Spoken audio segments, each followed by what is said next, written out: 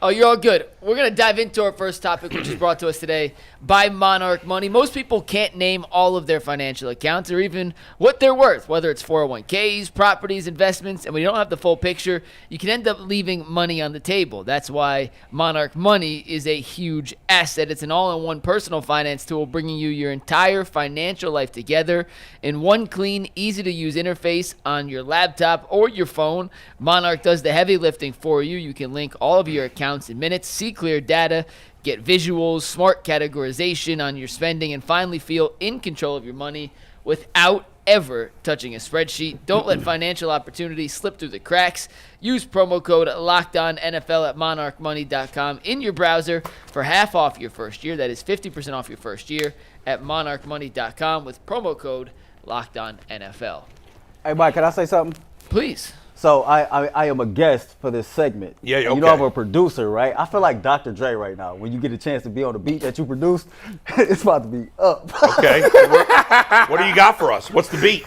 So Earl put out a tweet on Sunday after the Browns lost to the Baltimore Ravens, and it got me thinking. Through the first two games this season, Dangerous. the Browns have scored just 33 total points, 16.5 points per game. But, Bull, Yes. I know you hate small sample sizes. Two do. games, it's not enough to make a determination. No. So let's look at the big picture. The Browns, as they currently sit, have lost 8 games in a row dating back to last year, and during this 8-game losing streak, they're averaging just 13.1 points per game. From a passing standpoint, they've thrown 10 touchdowns compared to 17 interceptions.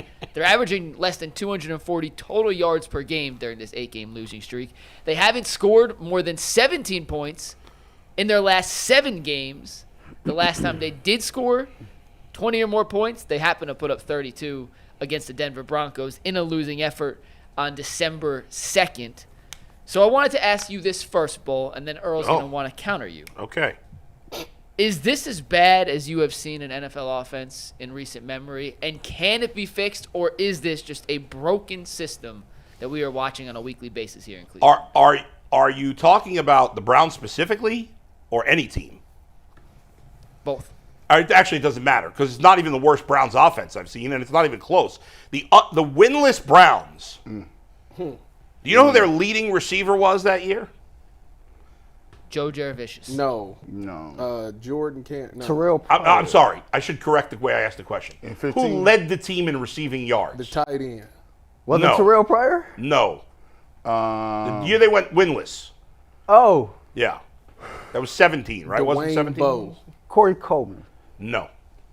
Gary Barnes. Not a wide Rashard receiver. Higgins. I- I Isaiah just Crowell. looked it up. They're never going to get That's it. what I'm saying. Duke Johnson. Duke Johnson. They got it. Good for you, Ty. Duke Johnson led the team in receiving. They didn't have a receiver with even 400 yards. I think, who was their leading wide receiver? As a guy I barely Ricardo remember. Lewis. Ricardo Lewis. Hey, shout out to Out of him, the bro. He was University their of leading Auburn. receiver. I He was like a trained with him. 6th-round pick, wasn't he? Yeah, I Yeah. trained with. I think he might He have played been for 5th 8 round. seconds in the NFL. 6.5. Wasn't him in Hollywood the same draft class?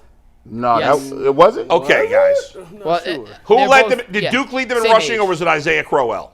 In rushing, Yeah, was it Isaiah Crowell or Duke? it was Crowell. Okay. So Isaiah Crowell, okay back. He was okay for a couple of years. They had 0 wide receivers, they had 0 quarterbacks, and they had 0 tight ends. As bad as this team is, there's room for optimism because at some point you're going to play 1, maybe 2 rookie quarterbacks who could suck but could be good, right? Even as bad as Joe Flacco played last week, he's still better than DeShone Kizer. Even at 40 years old, Yeah. Joe Flacco is better than DeShone Kizer, who was their quarterback, I believe, that entire winless season, or pretty much the entire. Nah, it couldn't have been the whole season. He's better than Cody Kessler, too. He's better than Cody Kessler, right? Quinshon Judkins, very small sample size, unfair to say this, but after one game, I would clearly take him over Isaiah Crowell. Time will tell. Jerry Jeudy, way better than any of the receivers. In fact, even Cedric Tillman, who I don't love, is probably just as good, if not better than any of the receivers on that team. David Njoku and Harold Fannin are better than any tight end on that team. Now, they had a better offensive line probably, but some of it's the same guys. So what you're setting up to say Yes. is if this team has more talent than those teams and they only win They have more. If they I'm trying to see where you're going with this. You know what? If they win 2 games and you just named all of the gambit of people that are better than a winless team, Then they should be fired. Yes. They should be I fired. mean, if they go winless this year, No. If they win 2 games. You got If they go yeah, 3 they go or two- less. if they go 3 or less, everybody should be fired. Yes. There it is. So I mean, is there any? Do you disagree? I mean, No, I that team- can't. I ain't This saying team, we nothing. all know this team's not good offensively, but as bad as it is, it's better than that team was. That's wild. Obviously, defensively, it's way better now. But Curiosity, where do we rank right now in offense? Got to be last.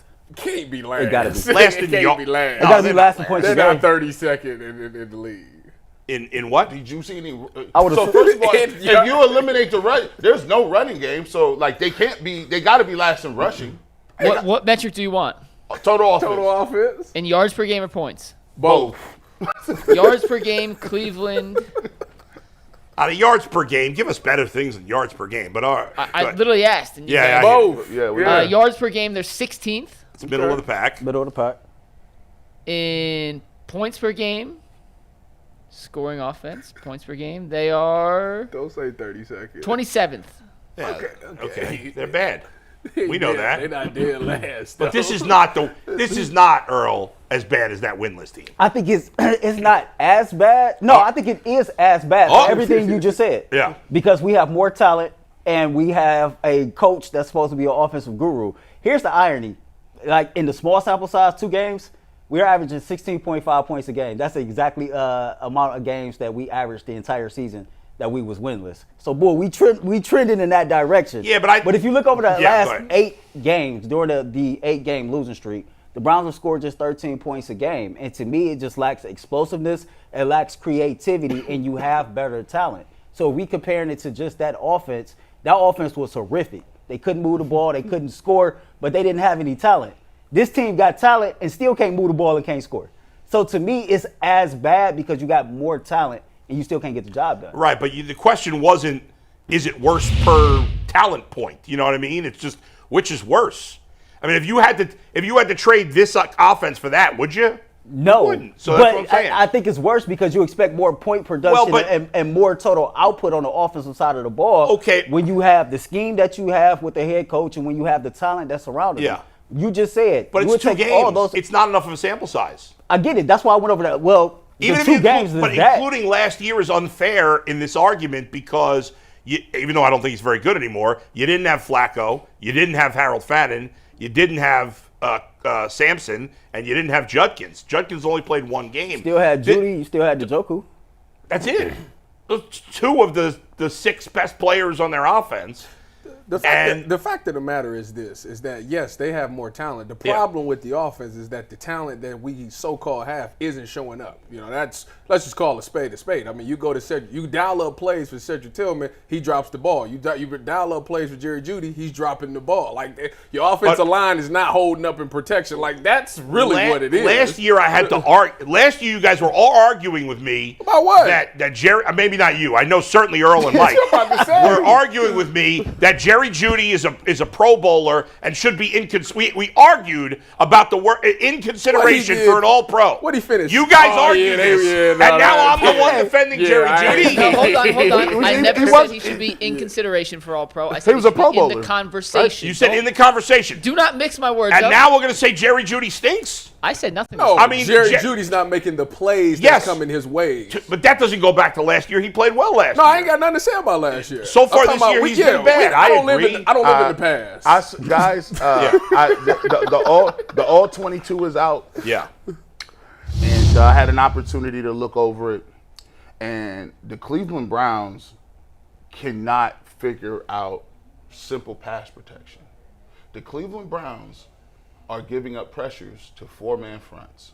And the reason they're giving up pressures to 4-man fronts is because they're overloading a side and dropping somebody off into coverage, and we can't pick them up. They're forcing Dylan Sampson to stay in and block, and then when he is, he's getting dog walked. Oh, So if you getting simulated pressure, they put a bunch of people in the line of scrimmage, they bring it to the outside. Matter of fact, he's looking like my mic ain't on. Is my mic messed up? We good? Straight? You good. Okay, cool. Let's go. He was doing air traffic control. I was like, they got to hear this. All first verse. Now listen. Now On top of that, so they dropping 7 in the coverage. Okay, so they rushing 4, dropping 7. And they getting pressure on with 4, dropping in the 7. So let me get this right. So they doing what the Buckeyes is doing. They putting 6 or 7 people on the line, and they act like they come boom, they popping out, and the offensive line is confused. And they confused, and then when they throw, it's a tough thing to do. And then when they throwing hot or throwing short, they up there putting the wood on these dudes. Like there's nothing. G, I'm gonna be honest with you. This is what the problem is. Y'all touched on it yesterday a little bit when I tuned in for the little seconds that I tuned in. Why just little seconds? Because I was busy doing meetings and running around. Excuse me. No. Okay. Yeah, go ahead. Anyway, but I always got to check. Going on the Basket and Phelps show. Whatever. Oh, Wow. oh wow. Shots fired. Oh wow. Anyways. Yeah. Bull's crazy. I'm just busting your job. Go ahead.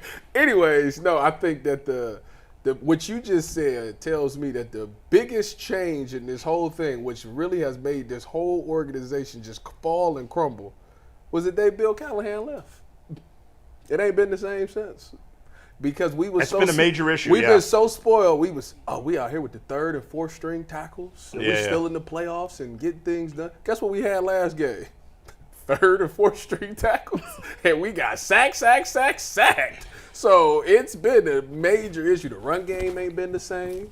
The protections ain't been the same. But they have it's a major void in this franchise. But also, guys, I think that Quinshon Judkins this past game showed you, like, he averaged 6 yards a carry. There's some promise there that he could be a back that could overcome subpar offensive line play. Not this. Now I'm gonna. So you don't think he can overcome it at all? Let me get back to the offensive line.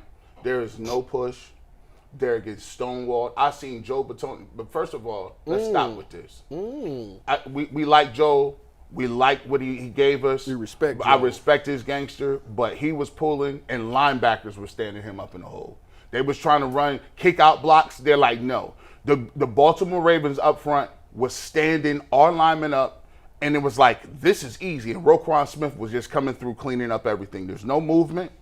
And, by the way, the blocking assignments look crazy. They would run past guys when that's your first assignment. And, by the way, they never on a double team. When you run in double teams and zone plays, you double team to the backside linebacker. They weren't even getting to the backside linebacker.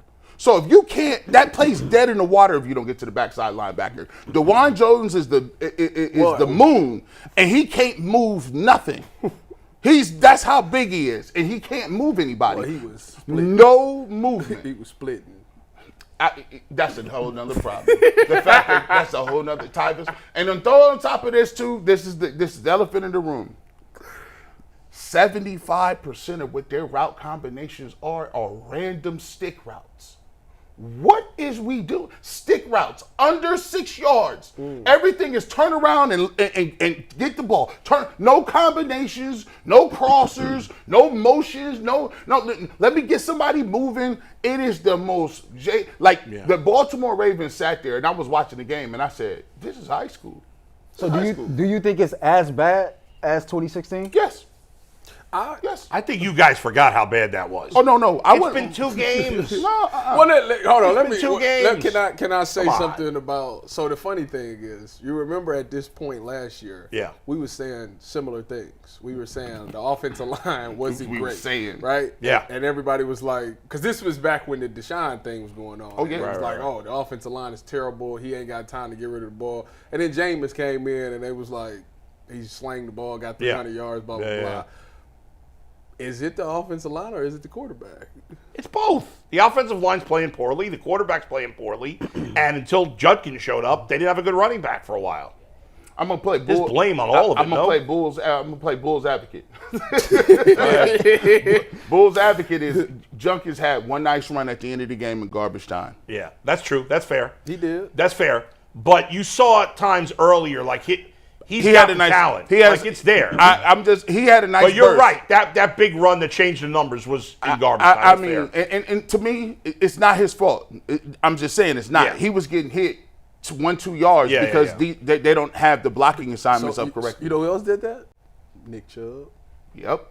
By the way, had a nice little run. They should have won the game but a 4th and 10, they couldn't tackle Baker on 4th and 10. That was wild. I hear, boy, like it's 2 games, man, but like my eyes don't lie with what I see. This offense is horrific, and if Mike is asking that question, 16.5, 2 games, whatever.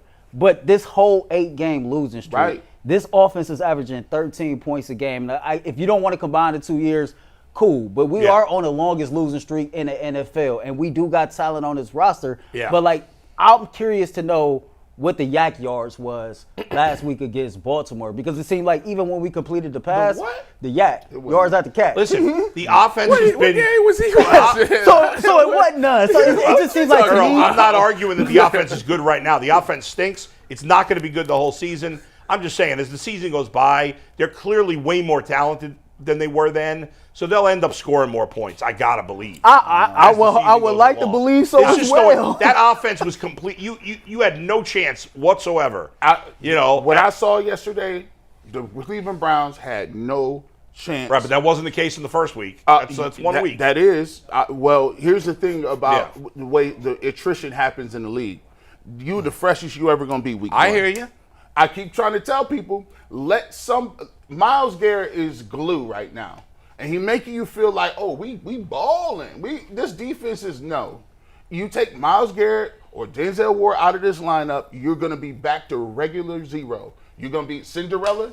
That pumpkin coach is a pumpkin. You just don't know it yet. Hey, nobody's arguing that this team is any good. Nobody's arguing that this offense is any good. I'm just saying, man for man, they're better in almost every spot than they were. That team didn't win a single game. We'll see what the average points per game as the season goes along. You know, obviously, how many missed field goals did they have then? Probably a lot, too. And they should have scored 20 in the first game, which would have been enough to win. Yeah. It stinks. I mean, unfortunately, this is the arguments we have to have because it's what's worse, the winless team or a team that really sucks now? Like, it's a depressing argument. You're a die-hard guy. You know what I'm saying? You be trying to go to bat for him, man. Like, I love this team, man. I really appreciate your heart, bro. Like, it's crazy. But the crazy part about it is when you hear Kevin Stefanski in the postgame, and then you hear him on Mondays, it seemed like it ain't even a problem to him. It seemed like it ain't like he just showed up like he wasn't there on Sunday when they lost. What did he say that made you feel? Well, you know. Well, first of all, you know he ain't. We've got to coach better. He's the same no matter what the situation. What did he say that really got you? Like this, it's been like this for 5 years. It's the cumulative effect of it. Like it's just jabs. It's body blows. I'm getting knocked out by body blows for a boxing referee. It's like, we had some things, and it's always Mary Kay because like it's just like, hey. Mary Kay. Kevin, did you think about changing quarter? No. Okay, no, okay. Well, Kevin, the offense. Well, we have to do a better job of getting the guys and dialing them up. We'll be better. We got to coach them better. Stop telling me you're gonna go back to work. Think about this. Think of it. Y'all got children, right? Mm-hmm. You got children. Think about if your child got Fs for 3 weeks in a row. Fs. You like, Aaron, what's going on? Yeah. You like, what's going on? You'd have to have an intervention. You're about to go to college. Your kids, and then they tell you, you know what? It's been a tough couple of weeks, Dad. I thought we were prepared. Evidently, I wasn't. But no problem. We're gonna go back to work. Just go back to work next week and get this figured. I ain't trying to hear that. You ain't trying to hear none of that. I'm not trying to hear none of that. Like y'all got, you ain't hearing none of that. I'm not trying to hear none of that. Listen, your significant others would have to come in and say, listen, hey, listen, I'm gonna take care of this one because you be that hot. Now, think about if you did that for 6 years and you said the same thing and you ain't getting nothing improved or nothing better. Yeah. It just makes you it makes you feel like, am I in an alternate universe? Yeah. I think the Browns have broken Earl a little bit. So you've been not the same since the middle of last season when it comes to the Browns. You were the most what's the word I'm looking for? Optimistic? I'm not opportunistic. Optimistic. You were maybe the most optimistic Browns fan I ever knew through the middle of last season. And that is gone. You have gone the opposite way now. You are very pessimistic, which I get because there's really not much reason for optimism. It's the same song and dance, and just like most fans, man, I'm getting tired of it. I feel like this. for up until the middle of last season, man, I was a Kevin Stefanski guy. I used to always come on this panel and talk about Kevin being a leader of men and how things like that galvanizes the troops and how things that don't show up on the football field matter. And it's like, man, to hell with all that BS, man. When the words start coming out about, certain players getting treated differently, or when we found out about the offensive coordinator calling the plays, the players found out at the same time. Yeah. It just seemed like to me like he compromised his credibility. And when you do that, it's hard to get that back. I was one of the people that felt like him and Andrew should have been gone, at the end of the season. They didn't. They brought him back. I was willing to give him a fair shot. Okay, clean slate. They brought you back. Maybe you've learned a lot over this 5-year tenure. Things is going to be different. You hire Tommy Rees, a young offensive mind, come from the college ranks. Okay, cool. This is going to help with the creativity of the offense. Outside of running a tougher camp than what you did last year, it's just the same old song and dance. The offense is stale. It's not creative. It lacks explosion. This offense under Kevin Stefanski has never ranked top 10 across the board in any statistic, and it just seems like he gets in front of the media. He get asked real questions. He never answer them, and then the fans always say, well, y'all don't hold him accountable and don't ask him anything. It's just like the wins is not there. The success is not there for us to keep going through the same thing, and I get it. Every year he's been here has been something. COVID, the Baker injury, the trade, the suspension, whatever. I get it. These the breaks. You're never going to have a perfect situation, man. Good coaches find ways to, get it done. It is hard to say watching this team be how they are, and I'm watching the Saints with Spencer Rattler score 20 points. But you're supposed to be like this guy, and then you're supposed to hire guys to come in and help make the situation better. And so it's like I don't have the same enthusiasm or optimism with this current regime. It sucks because I like continuity, but it is what it is. Dom DeMarco, Dom DeMarco. Clip that. That is one of the best examples. Bang. That's one of the best examples, concise, of what the heck everybody feels. That is where everybody is. There's a lot of people. Everybody is. That's the general consensus. Mike, by the way, the pre-snap motion, we made a big deal about that in week 1. It dropped in half. They went from 70.1% to 35.7%. Yeah, what happened there? Might be ready for y'all. Might be having, listen, my man got 100 stats that he might not use this week. You hear me? Well, I knew he'd have that because we made a big deal about it after week 1. Literally dropped in half. The Tommy Rees effect. Literally dropped in half. Tommy Rees effect went down the And then say Tommy Rees might go to UCLA. And maybe this is it's emotional. Clearly, Josh Allen is a baller at quarterback. But when you look at offensive weapons, tight ends and running backs and wide receivers, I don't think the Buffalo Bills skill position players is that much better than the Cleveland Browns. My whole point is they put up damn near 450 yards of total offense against the Ravens. And you, through film study throughout the week, you and Tommy Rees can come up with half of anything to exploit any weakness that defense might have to have a quality, competent offense. You've been here 6 years. You're supposed to be an offensive-minded coach. I can't keep making excuses for him, and I can't just keep resting on, I like Kevin as a person, so I think he should still be the Browns Or coach. he won 2 Coach of the Year, which everybody brings even up all the time. I don't even care about the Coach of the Year. I don't care either. I like him as a person, but eventually that's not enough. No, you're right. It's a good point. I don't think the Bills – I agree with you in terms of the talent at the skill positions, but Josh Allen is just so much better than what the Browns have that obviously it's not apples to apples, but you should expect more than they've given. Shouldn't expect what the Bills are getting, but something. But not as bad as the Browns are getting. I think it's fair. Earl with a nice visit. Good to see you. That was nice. Earl, great job on the panel. We're going to get Earl out of here as we get to our next topic.